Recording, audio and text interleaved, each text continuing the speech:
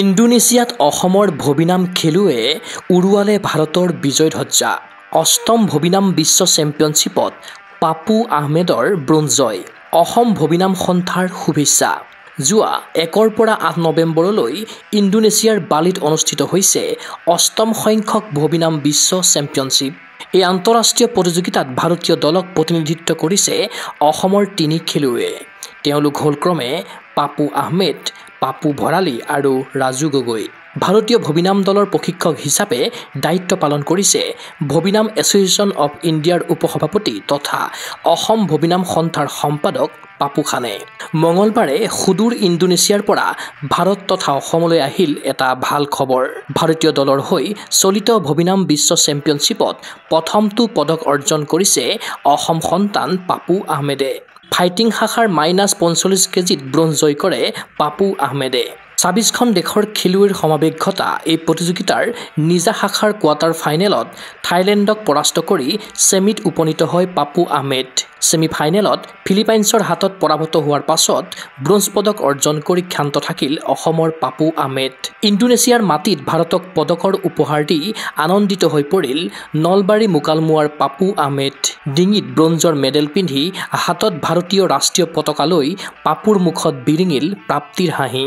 বিগত বৰ্ষত ভিয়েটনামত অনুষ্ঠিত বিশ্ব ভবিনাম চেম্পিয়নশ্বিপত অংশগ্ৰহণ কৰি পদকৰ পৰা বঞ্চিত হ'লেও এইবাৰ বহু প্ৰস্তুতিৰে তথা আত্মবিশ্বাসেৰে ইণ্ডোনেছিয়ালৈ গৈছিল পাপু। অৱশেষত পাপু আহমেদৰ সপোনে পালে পূৰ্ণতা। ইণ্ডোনেছিয়ালৈ যোৱাৰ পূৰ্বে অসম এৰাৰ প্ৰাকক্ষণত গগো স্পৰ্টছ এনিৰ সন্মুখত পাপু আহমেদে কি কৈছিল এবাৰ শুনক। যোৱাবাৰো মই গৈছিলোঁ ভিয়েটনামত, তো তাতে মোৰ বেয়া হ'ল। এইবাৰ আৰু এগেইন চিলেকশ্যন হৈছে ইণ্ডোনেছিয়াৰ কাৰণে। বহুত ভাল লাগিল যাতে এইবাৰ মই ভালকৈ খেলিব পাৰোঁ, গ'ল্ড মেডেল লৈ আহিব পাৰোঁ অসমৰ কাৰণে, গোটেই ইণ্ডিয়াৰ কাৰণে। যাতে মোক গোটেই যাতে আশীৰ্বাদ দিয়ে। ভালেই এক্সপিৰিয়েঞ্চ হৈছে মোৰ।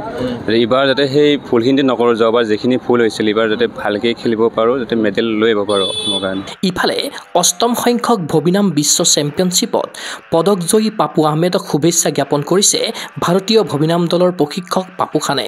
বুধবাৰে অসম সন্তান ৰাজু গগৈ আৰু বৃহস্পতিবাৰে পাপু ভৰালীয়ে চলিত ভবিনাম বিশ্ব চেম্পিয়নশ্বিপত দাঙি ধৰিব ক্ৰীড়া প্ৰদৰ্শন।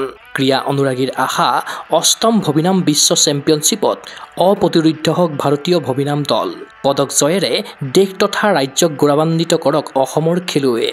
ব্ৰোঞ্জজয়ী পাপু আহমেদলৈ গগো স্পৰ্টছ এনিৰ তৰফৰ পৰা যাচিলোঁ শুভেচ্ছা।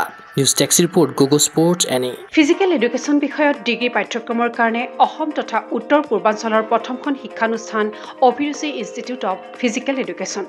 2 বছৰীয়া ফিজিকেল এডুকেশ্যনৰ BPEd পাঠ্যক্ৰম আৰু 4 বছৰীয়া BPES পাঠ্যক্ৰমৰ বাবে নামভৰ্তি চলি আছে।